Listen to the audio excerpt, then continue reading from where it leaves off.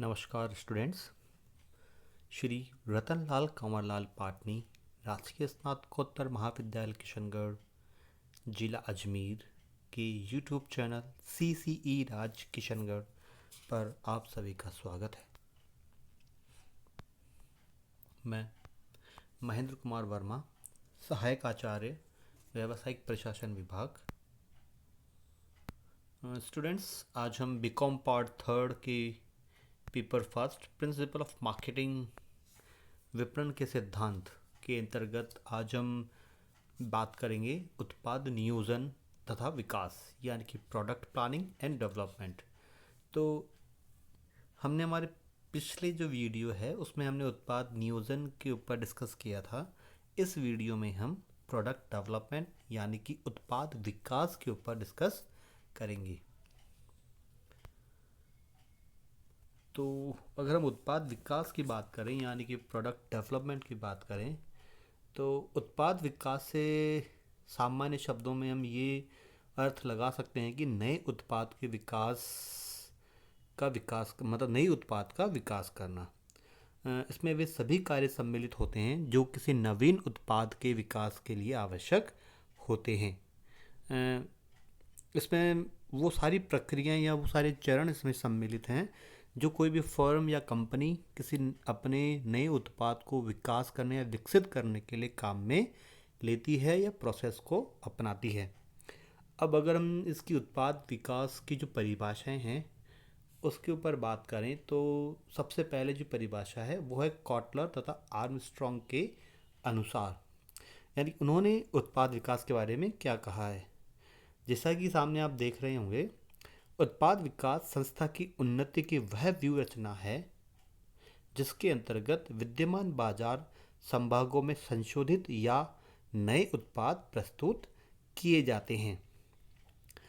उत्पाद विकास संस्था की उन्नति यानी कि प्रगति, क्योंकि कोई भी फर्म या कंपनी जब उत्पाद बनाएगी, मार्केट में प्रस्तुत करेगी, ग्राहक उसे खरीदेंगे या उसे अपनी आवश्यकताओं को संतुष्ट करेंगे, तभी किसी संस्था की उन्नति संभव है। तो उन्नति की वह व्यूहरचना यानी कि वह स्ट्रेटेजी है जिसके अंतर्गत विद्यमान बाजार संभागों में यानी कि जो भी मार्केट की सेगमेंटेशन है उनके अनुसार संशोधित या नए उत्पाद प्रस्तुत किए जाते हैं। यानी कि प्रत्येक जो संस्था है या कंपनी है वो अपने अपने भौगोलिक या किसी भी तरीके से जो बाजार को विभाजित करती है, अपने छोटे छोटे भागों में जो डिवाइड करती है, उसके अनुसार वो नए उत्पाद या संशोधित उत्पाद बाजार में प्रस्तुत करती है। अगली जो परिभाषा है वो है कोड विकर के अनुसार।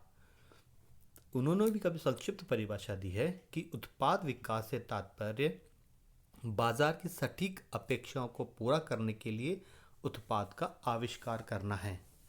बाजार की सटीक अपेक्षा, बाजार का मतलब यहाँ उपभोक्ताओं से ही है, क्योंकि बाजार के अंतर्गत जब उपभोक्ता आते हैं तो उनकी इच्छाएं, उनकी आवश्यकताएं को पूरा करने के लिए ही नए उत्पाद का आविष्कार किया जाता है या उसमें कोई संशोधन किया जाता है।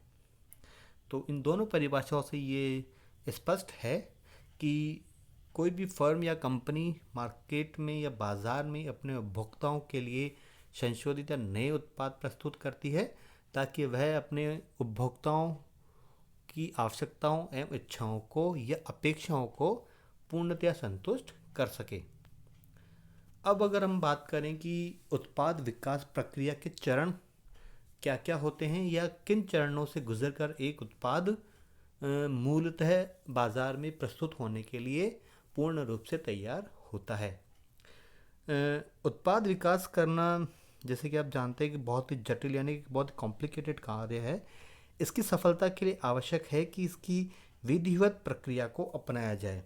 यानी कि आप ऐसा नहीं है कि कोई भी आपने सोचा और आपने मार्केट में कोई प्रोडक्ट लॉन्च कर दिया, उसके पीछे एक बहुत लंबी चौड़ी प्रक्रिया होती है या चरण होते हैं। ऐसी प्रक्रिया के बहुत से चरण होते हैं। बहुत सी संस्थाएं अलग अलग तरीके के चरणों को उसको फॉलो करती है। हर फर्म या कंपनी अपने अपने सुझावों को मानती है, अपने विचारों को अपनाती है। लेकिन हम यहाँ पर एक जो आदर्श उत्पाद प्रक्रिया है यानी कि एक स्टैंडर्डाइज जो प्रोडक्ट प्रोसेस है डेवलपमेंट का, उसके ऊपर डिस्कस करेंगे। उसमें जो ये 6 चरण हमने इसमें दे रखे हैं, वो है जैसे पहला है विचारों की उत्पत्ति, दूसरा है विचारों की जांच परख, तीसरा है व्यावसायिक विश्लेषण, चौथा है उत्पाद विकास, पांचवा है जांच विपणन, और छठा है उत्पाद का व्यावसायीकरण।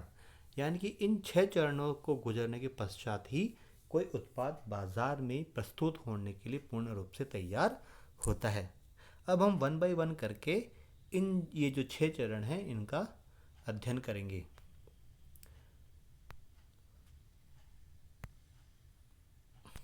पहला जो इसका चरण है या पहला जो पॉइंट है वो है विचारों की उत्पत्ति। यानी कि किसी भी प्रोडक्ट को मार्केट में उतारने से पहले या उसका सृजन करने से पहले उसकी उत्पत्ति, उसकी विचारों की उत्पत्ति होना बहुत आवश्यक है। और ये विचार कहाँ कहाँ से आ सकते हैं, इसके ऊपर भी इसमें बताया गया है। जैसे पहला जो है, जैसे विचारों की उत्पत्ति आ सकती है, वो है ग्राहक।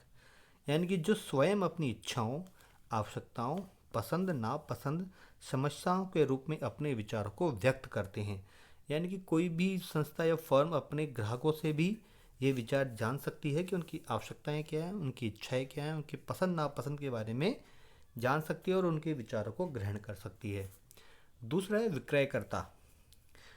विक्रयकर्ता जो ग्राहक तथा बाजार के निकट संपर्क में होते हैं, वे बाजार की मांग, प्रतिस्पर्धी उत्पादों, उपभोक्ताओं की समस्याओं के आधार पर अपनी संस्थाओं को नए उत्पाद के लिए विचार उपलब्ध करा सकते हैं। क्योंकि जो सेल्स पर्सन है वही सबसे ज़्यादा नज़दीक होते हैं ग्राहकों और बाज़ार के, और जो कंपटीशन है या जो प्रतिस्पर्धा है बाज़ार में, उसको वो भली भांति समझते हैं। तीसरा है उत्पादन विभाग के कर्मचारी। संस्था के जो विद्यमान उत्पादों की कमियां एवं अच्छाइयां हैं, दोनों को भली भांति उत्पादन विभाग के कर्मचारी ही समझते हैं। यानी कि उसमें कोई भी रद्द-बदल करना है या कुछ चेंजेस करने हैं, कुछ संशोधन करना है, तो जो उत्पादन विभाग के कर्मचारी हैं वो संस्था को अपने विचारों से अवगत करा सकते हैं। अगला है उच्च प्रबंधक, यानी कि हायर मैनेजमेंट।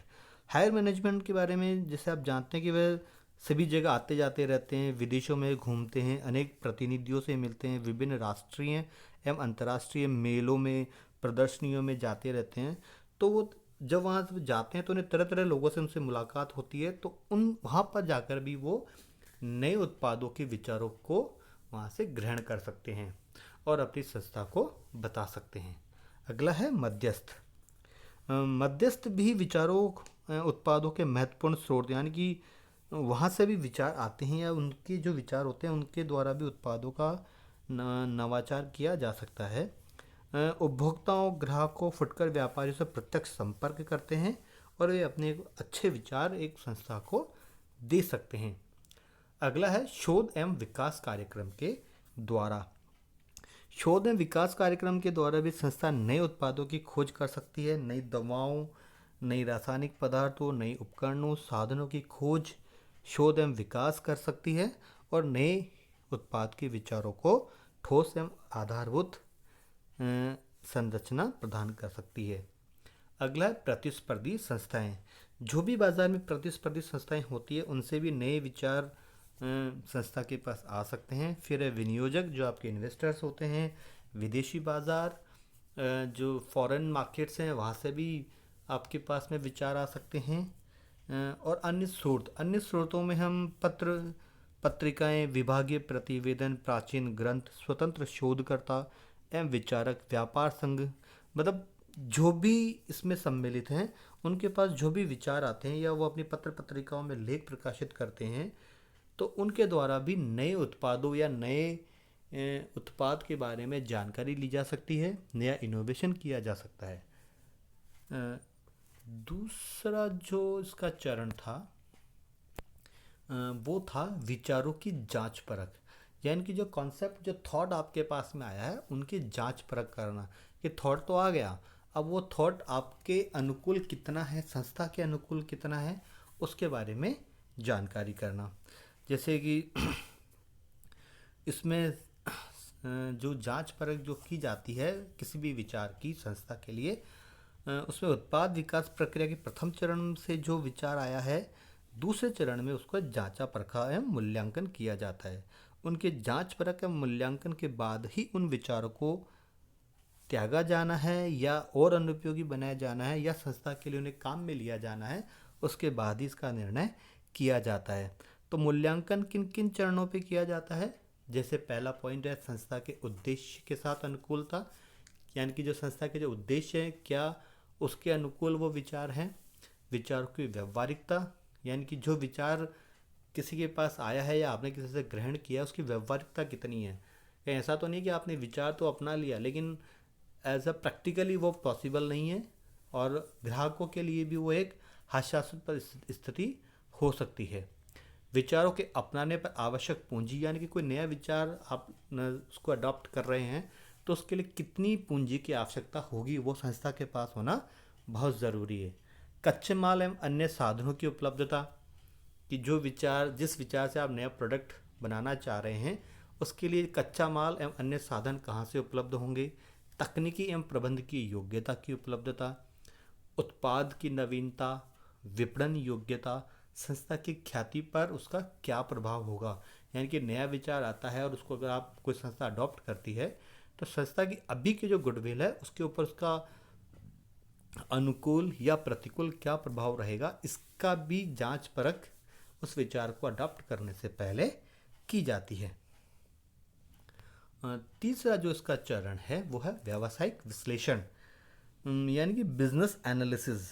अब बिजनेस एनालिसिस भी जो दूसरा चरण है जांच परख, उसके बाद जो उत्पाद विचार दमदार एवं हितकारी नज़र आते हैं उनका व्यावसायिक विश्लेषण किया जाता है। या हम ऐसे भी इसको समझ सकते हैं कि जांच परख या मूल्यांकन के बाद शेष बचे उत्पाद विचारों की व्यावसायिक उपादेयता, व्यवहारिकता एवं लाभदेयता का अध्ययन किया जाता है। अब ये जो अध्ययन है वो किन किन आधारों पर किया जाता है? जैसा कि पहला है मांग विश्लेषण, जिसमें सभी उत्पाद विचार से निर्मित माल की संभावित मांग का विश्लेषण एवं अनुमान किया जाता है। यानी कि आपने जब विचार अपना लिया है, उसकी जांच परख कर ली है, अब जब आप उसे मार्केट के लिए तैयार करने से पहले कि मार्केट में उस प्रोडक्ट की, उस विचार से जो प्रोडक्ट बना है उसकी मार्केट में या बाज़ार में कितनी डिमांड क्रिएट हो सकती है, उसका एक अनुमान लगाना बहुत ज़रूरी होता है। दूसरा है लागत विश्लेषण, कि जिसमें उत्पाद निर्माण के लिए आवश्यक पूंजी, उत्पाद निर्माण एवं विपणन की लागतें आदि का अनुमान एवं विश्लेषण करना बहुत आवश्यक होता है। यानी कि आप जब नया प्रोडक्ट बना रहे हैं उसमें लागत कितनी आएगी और संस्था के पास उस लागत को वहन करने का कितनी पूंजी संस्था के पास में है, इसका भी पहले विचार करना बहुत ज़रूरी है। फिर है लाभदेयता विश्लेषण, जिसमें उत्पाद की लाभदेयता का अनुमान लगाया जाता है कि जब आपने मांग विश्लेषण कर लिया, लागत विश्लेषण कर लिया, आप विचार करके आपने उस प्रोडक्ट को तैयार करने के बारे में सोच लिया, तो अब उससे संस्था को लाभ कितना आएगा, इसके लिए उसका ब्रेक इवन जो एनालिसिस, यानी ब्रेक इवन पॉइंट का जो एनालिसिस है उसको करना बहुत ज़रूरी है। उसी से आपका अनुपात विश्लेषण तैयार किया जाएगा कि किस ब्रेक इवन पॉइंट पर आपको लाभदेयता की स्थिति आएगी। चौथा जो इसका चरण है वो है उत्पाद का विकास, यानी कि प्रोडक्ट का डेवलपमेंट। इस अवस्था में उत्पाद विचार को उत्पाद में परिवर्तित किया जाता है, यानी कि जो उत्पाद का विचार आपके पास में आ चुका है उसको अब विचार को अब उत्पाद में परिवर्तित, यानी कि उत्पाद के रूप में उसको एक्सेप्ट किया जाता है। इस चरण में उत्पाद को वास्तविक रूप से बनाया जाता है तथा उसका परीक्षण किया जाता है। इस प्रक्रिया में उत्पाद के रंग, रूप, गुण, आकार, किस्म, पैकेजिंग, नाम आदि का भी निर्धारण किया जाता है। उत्पाद विकास का ये जो चरण है या इसकी जो प्रक्रिया है, इसके अंतर्गत कुछ पॉइंटों का या कुछ प्रक्रियाओं का ध्यान किया जाता है, जिसमें जो पहला है वो है लक्षण निर्धारण क्रियाएं, जिसके अंतर्गत विपणन विभाग ग्राहकों की इच्छाओं, आवश्यकताओं, पसंद, वरीयता आदि के आधार पर उत्पाद के लक्षणों को निर्धारित करता है। इसमें उत्पाद की किस्म, रंग, रूप, आकार, डिज़ाइन आदि को निर्धारित किया जाता है। दूसरा है वैज्ञानिक एवं इंजीनियरिंग क्रियाएं, यानी कि जिसके अंतर्गत उत्पाद को भौतिक स्वरूप या मूर्त रूप से तैयार किया जाता है। विपणन विभाग द्वारा निर्धारित उत्पाद के लक्षणों के अनुरूप ही उत्पाद को तैयार किया जाना चाहिए। नहीं तो एक जो वैज्ञानिक का जो अगर उसमें हम आउटपुट नहीं लेंगे, एक वैज्ञानिकता का गुण नहीं लेंगे, तो वो आपके उत्पादों के जो लक्षण है उसके अनुरूप उत्पाद तैयार नहीं होगा और उसकी जो सक्सेस या उसकी सफलता की जो दर है वो भी कम ही रहेगी। थर्ड जो पॉइंट है वो है क्रियात्मक परीक्षण, जिनमें उत्पाद की क्रियाशीलता या संचालन की जांच की जाती है कि वो कितना मार्केट में जाने के लिए तैयार है। अगला है उपभोक्ता वरीयता परीक्षण, जिनमें उपभोक्ताओं की वरीयता की जांच की जाती है। इस हेतु उपभोक्ताओं से उत्पाद का परीक्षण भी कराया जाता है, यानी कि वो ग्राहकों को दिया जाता है ताकि वो उसको टेस्ट करे, उसका प्रयोग करे, उसका यूज़ करे और संस्था को उसका फीडबैक दे कि उनके लिए वो प्रोडक्ट कितना सही है और उसमें क्या क्या कमियां हैं या उनका कुछ और संशोधन करना हो तो संस्था को उसके बारे में अवगत कराए। अगला है विपणन मिश्रण का निर्धारण, यानी कि मार्केटिंग मिक्स, कि आपको उस प्रोडक्ट को लॉन्च करने के लिए किन किन प्रमोशनल एक्टिविटीज़ की ज़रूरत होगी, जिनमें उत्पाद के विपणन कार्यों के मिश्रण को तय किया जाता है। इसमें उत्पाद का नाम, पैकेजिंग, लेबलिंग, वितरण विधियों, संवर्धनात्मक साधनों आदि का निर्धारण करना सम्मिलित होता है। अगला जो इसका पॉइंट है जांच विपणन, यानी कि टेस्ट मार्केटिंग। इसके अंतर्गत उत्पाद विकास के का जो पिछला जो चरण था, जिसमें हमने पढ़ा था कि उसमें वास्तविक रूप में लाया जाता है तथा उसकी कुछ उपभोक्ताओं से जांच भी कराई जाती है, किंतु ये जो अवस्था है या चरण है में उत्पाद के उपभोक्ताओं से जांच कराने तथा उनकी प्रतिक्रियाएं जानने हेतु वास्तविक बाजार में प्रस्तुत कर दिया जाता है। यद्यपि ये बाजार बहुत सीमित क्षेत्र का होता है, इसको हम सैम्पलिंग भी कह सकते हैं। जांच विपणन के लिए कुछ मानकों को निर्धारित किया जाता है, उन मानकों के बाद ही पता लगाया जाता है कि मार्केट में ये सैम्पलिंग कितनी सक्सेस हुई है। इसके अंतर्गत जैसे कुछ पॉइंट हैं इनका, इनके आधार पर जो जांच विपणन है वो उनके प्रमुख उद्देश्य एवं लाभ क्या क्या होने चाहिए। जैसे पहला जो पॉइंट है वह भावी उत्पाद की विक्रय संभाव्यता को ज्ञात करना, यानी कि जो प्रोडक्ट हम लॉन्च कर रहे हैं उसकी फ्यूचर में कितनी सेल्स हो सकती है। दूसरा है उत्पाद के संबंध में उपभोक्ताओं एवं व्यापारियों के विचारों एवं प्रतिक्रियाओं को जानना। तीसरा है उत्पाद विपणन कार्यक्रम की प्रभावशीलता का मूल्यांकन करना। फिर है उत्पाद के दोषों का पता लगाना। फिर नेक्स्ट जो पॉइंट है प्रतिस्पर्धियों की प्रतिक्रियाओं को जानना, उत्पाद का उचित मूल्य निर्धारित करना और वैकल्पिक उत्पाद के विपणन कार्यक्रमों की प्रभावशीलता को जानना। यानी कि ये जो पॉइंट है ये उसकी जो जांच विपणन के प्रमुख उद्देश्य एवं लाभ हैं उसको इंगित करते हैं।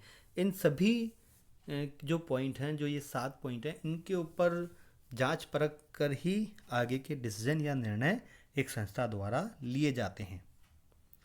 नेक्स्ट और जो अंतिम जो चरण था प्रोडक्ट डेवलपमेंट का, वो था उत्पाद का व्यावसायीकरण। यानी कि जब जांच विपणन के परिणाम उत्साहजनक आ जाते हैं, यानी कि जब सैम्पलिंग जब की जाती है और उसकी जब अच्छे परिणाम आते हैं कि हाँ ग्राहक आपके प्रोडक्ट को पसंद कर रहे हैं, तो उत्पाद का व्यवसायीकरण किया जाता है, यानी कि उसको पूर्ण रूप से बाजार में बिकने के लिए या ग्राहकों के लिए प्रस्तुत करने के लिए प्रोडक्ट तैयार कर दिया जाता है। उत्पाद व्यवसायीकरण से तात्पर्य उत्पाद को वास्तव में पूरे बाजार में प्रस्तुत करने से है, यानी कि उत्पाद को वास्तव में रियलिटी में पूरे बाजार में ग्राहकों के लिए उसको प्रस्तुत कर दिया जाता है। इसके लिए भी योजना तैयार की जाती है और उन योजनाओं में जो कुछ बातें हैं उसका ध्यान रखा जाता है, जैसे नए उत्पाद के उत्पादन हेतु आवश्यक संसाधनों की व्यवस्था करना, जिनमें पूंजी, यंत्र, उपकरण, कच्चा माल आदि प्रमुख है। दूसरा है बाजार क्षेत्रों का निर्धारण करना कि बाजार आप सीमित रखना चाहते हैं, व्यापक रखना चाहते हैं। तीसरा है लक्ष्य बाजार के लिए विपणन रणनीति बनाना कि आपके मार्केटिंग पॉलिसी या मार्केटिंग स्ट्रेटजी क्या होगी आपके टारगेट्स मार्केट्स के लिए। दूसरा मूल्य नीति, उधार नीति आदि का निर्धारण करना कि आपकी प्रोडक्ट की का मूल्य क्या होगा। अगर आप किसी ग्राहक को या मध्यस्थों को माल देते हैं तो उसके लिए उधार नीति यानी क्रेडिट पॉलिसी क्या होगी, इसका निर्धारण करना। वितरण मध्यस्थों की व्यवस्था करना, यानी कि आपके जो डिस्ट्रीब्यूटर्स चैनल हैं उनकी व्यवस्था करना, आपकी फुटकर, होलसेलर, जो मीडिएटर्स हैं उनकी व्यवस्था करना। संवर्धनात्मक निर्णय एवं व्यवस्था करना, यानी प्रमोशनल जो डिसीजंस हैं उनको लेना और उनकी व्यवस्था करना। विक्रय दल की नियुक्ति एवं प्रशिक्षण की व्यवस्था करना। उत्पाद की सतत किस्म नियंत्रण की व्यवस्था करना कि जो उत्पाद है उसकी जो किस्म है जो आपने तय की है उसी आधार पर उसकी वो बनी रहे, उसके नियंत्रण की भी व्यवस्था करना। अन्य विभागों से समन्वय करना। नवीन उत्पाद के नाम, ब्रांड, पेटेंट, पैकेजिंग आदि के पंजीयन एवं सुरक्षा की व्यवस्था करना, यानी कि कोई उसे कॉपी तो नहीं कर रहा है या उसके ब्रांड को, उसके नाम को, उसके पेटेंट को, उसके पैकेजिंग को कि कोई कॉपी करके कोई पायरेटेड माल या जो प्रोडक्ट है उसको मार्केट में यूज़ तो नहीं कर रहा है। और लास्ट जो पॉइंट है वह उत्पादों के परिवहन एवं भंडारण की व्यवस्था, यानी कि जो प्रोडक्ट जब मार्केट में जाएगा तो वो उसके ट्रांसपोर्ट और उसके स्टोरेज की क्या व्यवस्था रहेगी, इसका भी पूर्व में ही सब कुछ कार्य करना जरूरी है। उत्पाद को व्यवसायीकरण करने के बाद निरंतर अनुगमन यानी कि फॉलोअप भी करना पड़ता है कि कस्टमर की का फीडबैक क्या है। इसमें उत्पाद विपणन में समस्याएं नहीं आती, यानी कि जब ऐसा होता है तो अगर उत्पाद में कभी संशोधन करना है या उसे अपडेट करना है, इसके लिए आपको तुरंत डिसीजन लेने में आसानी होती है। इसमें उत्पाद विपणन में भी समस्याएं नहीं आती और माल के छोटे मोटे दोषों को यथासमय दूर किया जा सकता है। इस पूरी प्रक्रिया का पालन करके कोई भी संस्था अपने उत्पाद को बाजार में प्रस्तुत कर सकती है। तो डियर स्टूडेंट्स, आज के इस वीडियो में इतना ही। आपको ये वीडियो कैसा लगा हमें ज़रूर बताएं। धन्यवाद।